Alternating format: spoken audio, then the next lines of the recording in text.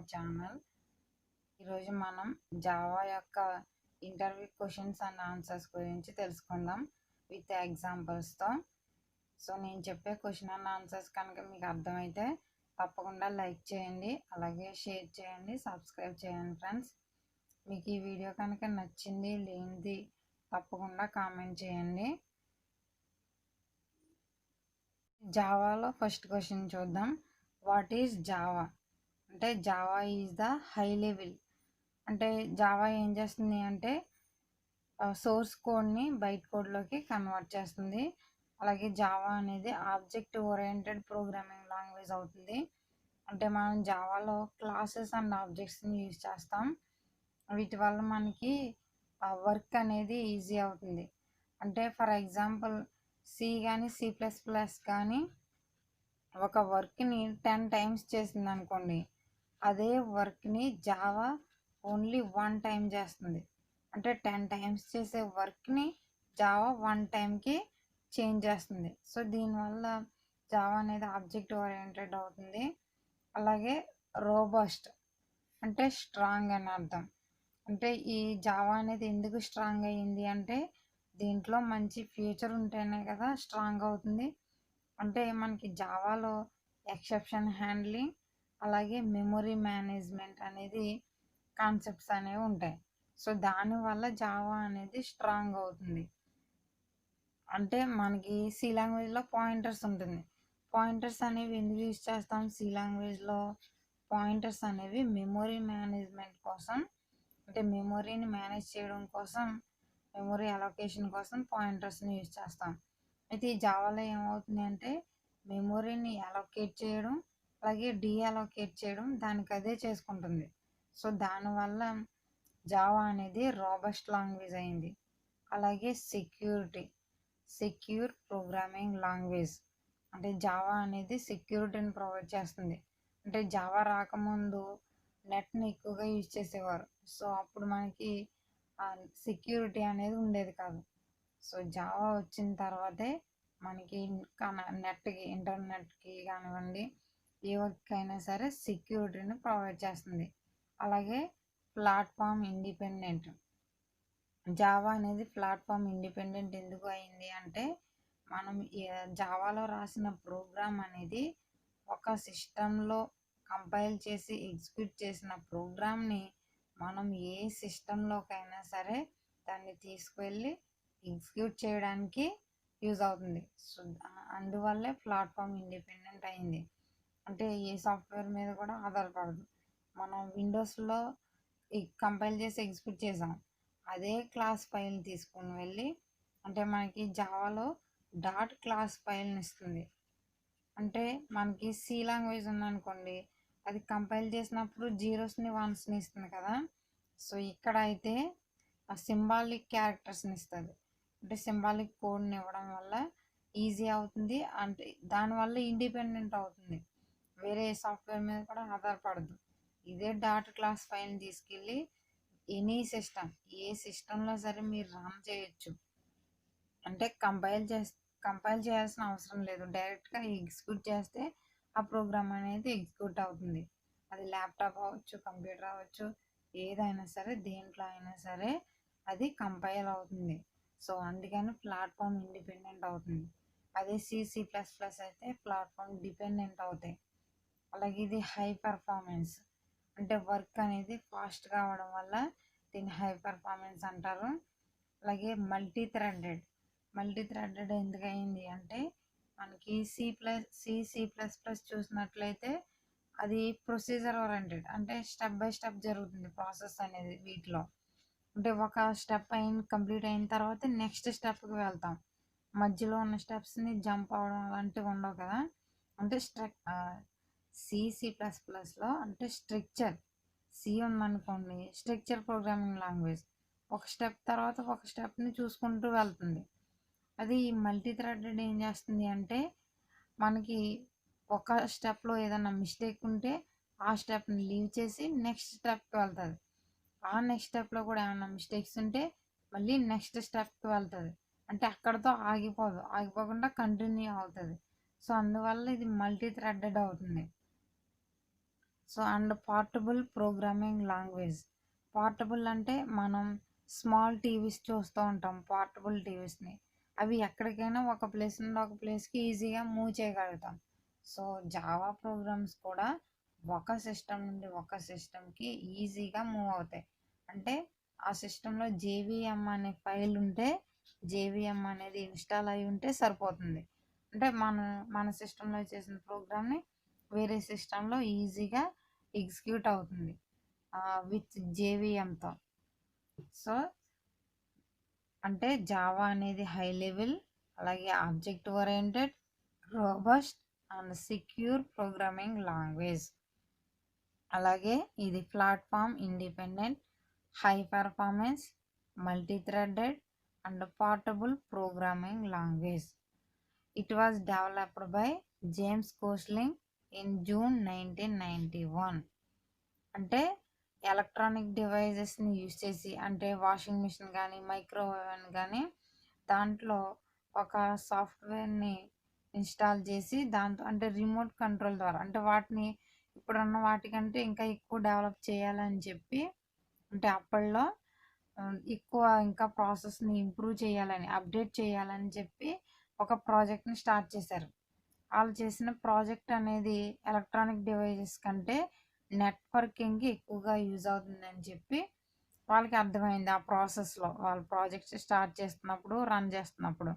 So ఈ electronic డివైజెస్ని పక్కన పెట్టి నెట్కి బాగా యూజ్ అయ్యేలాగా డెవలప్ చేయడం జరిగింది. అంటే వెబ్ బేస్డ్ కానీ ఎక్కువగా ఇంటర్నెట్కి ఎక్కువగా యూజ్ అయింది. జావా వచ్చిన తర్వాత ఇంటర్నెట్ అనేది ఎక్కువగా డెవలప్ అవ్వడం జరిగింది. సో అందుకని జావాని జేమ్స్ కోస్లింగ్ అనే సైంటిస్ట్ 1991లో కనిపెట్టడం జరిగింది. సో నెక్స్ట్ క్వశ్చన్ చూద్దాం. Is Java platform independent? Yes, Java is a platform independent language. We can write Java code on one platform and run it on another platform. అంటే Java అనేది independent platform అయింది. ఎందుకు అంటే మనం for example ఒక ప్రోగ్రామ్ని compile చేసి execute చేయాలి అనుకోండి, 2 ప్రాసెస్లో జరుగుతుంది మనకి. ఎలా కంపైల్ అవుతుంది, తర్వాత ఎగ్జిక్యూట్ చేయాలి. సో ఇలా కంపైల్ చేసేటప్పుడు C++లో అనుకోండి 0 1స్లో ఇస్తుంది కోడింగ్ అనేది. ఈ జావాలో ఏమవుతుంది అంటే డాట్ క్లాస్ ఫైల్ని ఇస్తుంది. కంపైల్ టైంలో డాట్ క్లాస్ ఫైల్ని ఇస్తుంది. అది కూడా 0 1స్ని కాకుండా ఇంటర్మీడియట్ సింబల్స్ని ఇస్తుంది అనమాట. సో ఈ ఇంటర్మీడియట్ సింబల్స్ ఇవ్వడం వల్ల ఏమవుతుంది అంటే మనకి ఈజీ అవుతుంది వర్క్ అనేది. అంటే ప్లాట్ఫామ్ ఇండిపెండెంట్ అవుతుంది దానివల్ల, ఇంటర్మీడియట్ సింబల్స్ వల్ల. 0 1s అనుకోండి సిస్టమ్ టు సిస్టమ్ చేంజ్ అవుతుంది ఆ కోడింగ్ అనేది. సో దానివల్ల C++ అనేది ప్లాట్ఫామ్ డిపెండెంట్ అవుతుంది.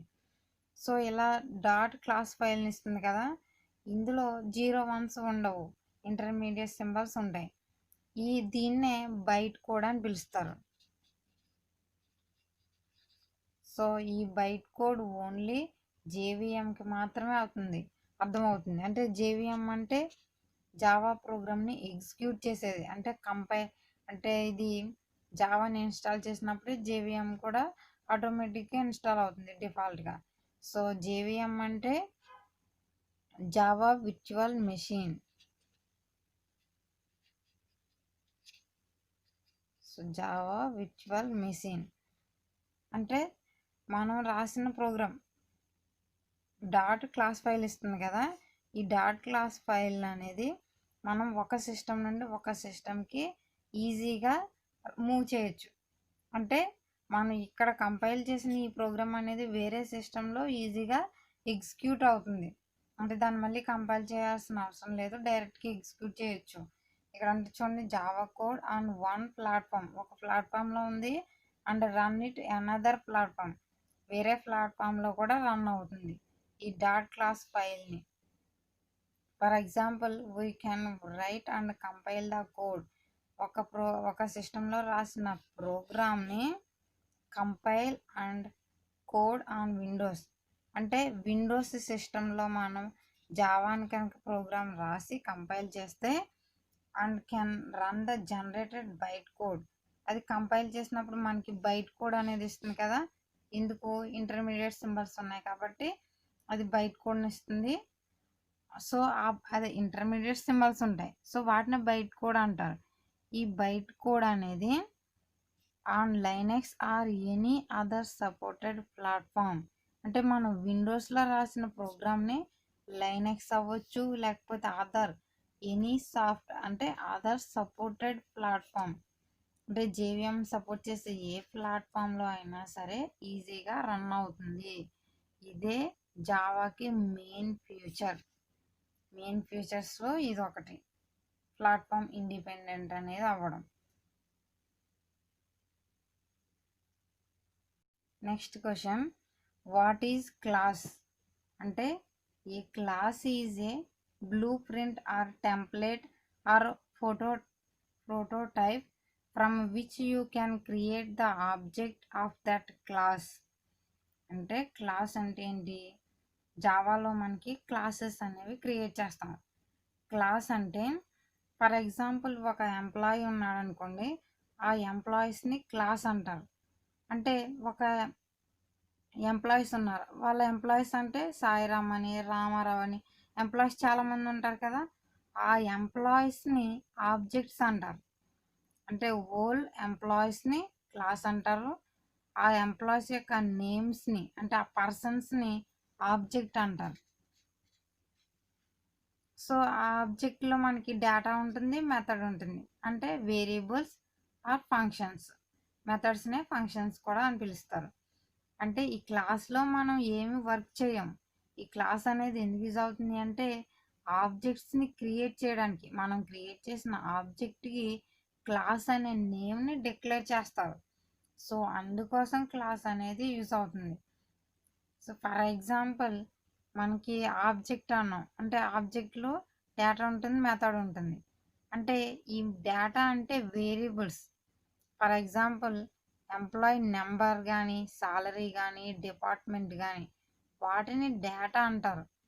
సో మెథడ్ అంటే ఇందులో ఉన్న డీటెయిల్స్ అన్నీ మనం ఎంటర్ చేస్తాం కదా, దాన్ని మెథడ్ ఆర్ ఫంక్షన్ అంటారు. అంటే ఒక మెథడ్ని కానీ ఒక ఫంక్షన్ కానీ క్రియేట్ చేసి ఇక్కడ ఉన్న డేటాని ఇక్కడికి మనం ఎగ్జిక్యూట్ చేయడానికి యూజ్ అయ్యేదే మెథడ్ ఆర్ ఫంక్షన్. అంటే క్లాస్ అంటే blueprint or template or prototype from which you can create the object of that class. అలాగే a class has a set of properties and methods. అంటే ఒక క్లాస్లో set of properties ఉంటాయి, అలాగే set of methods ఉంటాయి. That are common to it objects. అంటే మనం object create చేసినప్పుడు ఆబ్జెక్ట్లోనే డేటా ఉంటుంది, మెథడ్స్ ఉంటుంది. ఇవన్నీ ఇందులో ఉంటాయి, క్లాస్లో ఉంటాయి. సో అందుకని క్లాస్ అనేది class has set of properties and methods that are common to it objects. అలాగే గ్రూప్ ఆఫ్ ఆబ్జెక్ట్స్ని కలిపి క్లాస్ అని పిలుస్తారు. అంటే గ్రూప్ ఆఫ్ ఆబ్జెక్ట్స్ యొక్క name class. For example fruit ఉందనుకోండి, ఈ ఫ్రూట్ అనేది క్లాస్ అవుతుంది. అందులో ఫ్రూట్స్ ఉంటాయి కదా, యాపిల్ కానీ మ్యాంగో కానీ, వీటిని ఆబ్జెక్ట్స్ అంటారు. సో ఇవన్నీ ఉంటాయని వీటిని ఆబ్జెక్ట్స్ అంటారు. Is object. ఆబ్జెక్ట్ అంటే an object is a self-contained component which consists of state or attributes and behavior or method. అంటే ఆబ్జెక్ట్ అంటే ఏమని చెప్పుకున్నాం, గ్రూప్ ఆఫ్ ఆబ్జెక్ట్స్ని కలిపి క్లాస్ అన్నాం. అలాగే ఇక్కడ ఇది ఒక ఆబ్జెక్ట్ అనుకోండి, ఈ పెన్ అనేది ఒక ఆబ్జెక్ట్ అయితే ఈ పెన్ నేమ్ ఏమవుతుంది, బాల్ పెన్ కానివ్వండి, అంటే పెన్ యొక్క నేమ్. సో దాని యొక్క కలర్ అనేది స్టేట్ ఆర్ అట్రిబ్యూట్ అవుతుంది. ఆ పెన్ అనేది ఏం చేస్తుంది, రైటింగ్ చేస్తుంది. సో దాన్ని బిహేవియర్ ఆర్ మెథడ్ అంటారు. సో ఇది ఆబ్జెక్ట్. అంటే ఆబ్జెక్ట్ అనేది మనకు చాలా ఇంపార్టెంట్. ఆబ్జెక్ట్ని ప్రతి జావాలో ఆబ్జెక్ట్ని క్రియేట్ చేస్తాం. ఆబ్జెక్ట్ని క్రియేట్ చేసి వాల్యూస్ని కాల్ చేస్తూ ఉంటాం. సో ఆబ్జెక్ట్ని ఎలా క్రియేట్ చేస్తారంటే, అంటే ఫర్ ఎగ్జాంపుల్ ఆబ్జెక్ట్ అంటే ఒక వస్తువు కదా, ఆ వస్తువు యొక్క కలర్ని స్టేట్ ఆర్ యాట్రిబ్యూట్స్ అంటారు. అది చేసే పనిని బిహేవియర్ ఆర్ మెథడ్ అంటారు. సో ఇది సెల్ఫ్ కంటైన్డ్ కాంపోనెంట్. సో ఆబ్జెక్ట్ని ఎలా క్రియేట్ చేస్తారు జావాలో అంటే, class name object name equal to new class name. అంటే న్యూ అనే ప్రాపర్టీని యూజ్ చేసి ఆబ్జెక్ట్ని క్రియేట్ చేస్తారు. అంటే మనం ఆబ్జెక్ట్ క్రియేట్ చేసాం, అది వర్క్ అవ్వాలి అంటే న్యూ అనే ప్రాపర్టీ కావాలి. ఆ న్యూ ప్రాపర్టీ వస్తేనే ఆబ్జెక్ట్ అనేది వర్క్ అవుతుంది. సో క్లాస్ నేమ్ అంటే మనం క్లాస్ని క్రియేట్ చేస్తాం ప్రోగ్రాంలో, దాన్ని క్లాస్ నేమ్ అంటారు. సో ఫర్ ఎగ్జాంపుల్ ఫ్రూట్ అనేది క్లాస్ నేమ్ అయితే ఆబ్జెక్ట్ ఏమవుతుంది, ఏదో ఒక ఫ్రూట్ నేమ్. సో ఇది ఆబ్జెక్ట్ అవుతుంది మ్యాంగో అనేది. సో న్యూ అనేది ప్రాపర్టీ. సో నెక్స్ట్ మళ్ళీ క్లాస్ నేమ్ తీసుకోవాలి. సో ఇక్కడ చూడండి ఇది సింటాక్స్. సో దీని ప్రకారం ఇది వచ్చింది. సో క్లాస్ నేమ్ అంటే class name object name equal to new అనే ప్రాపర్టీ మళ్ళీ క్లాస్ నేమ్. దీన్నే కన్స్ట్రక్టర్ అని కూడా అంటారు. సో మనం ఈ ఆబ్జెక్ట్ని యూజ్ చేయడం వల్ల, అంటే ఆబ్జెక్ట్ అనేది ఎలా క్రియేట్ చేస్తారు, సో ఈ ఆబ్జెక్ట్ని క్రియేట్ చేయడం వల్ల ఏమవుతుంది అంటే మనకి వర్క్ అనేది ఈజీ అవుతుంది. కన్స్ట్రక్టర్ని కాల్ చేయడం కానీ క్రియేట్ చేయడం వల్ల, అంటే న్యూ ఆపరేటర్ న్యూ అనే ప్రాపర్టీని యూజ్ చేసి మనం ఆబ్జెక్ట్ని క్రియేట్ చేసాం కదా. సో ఇలా క్రియేట్ చేయడం వల్ల క్లాస్లోని కోడ్ని రీడ్ చేయగలుగుతుంది. అంటే కంపైలర్ అనేది మన క్లాస్లో రాసిన కోడ్ని రీడ్ చేయగలుగుతుంది. అలాగే ఆబ్జెక్ట్కి అండ్ డేటాకి మెమొరీని అలొకేట్ చేస్తుంది. అలాగే కన్స్ట్రక్టర్ని కూడా పిలవడానికి ఇది యూజ్ అవుతుంది.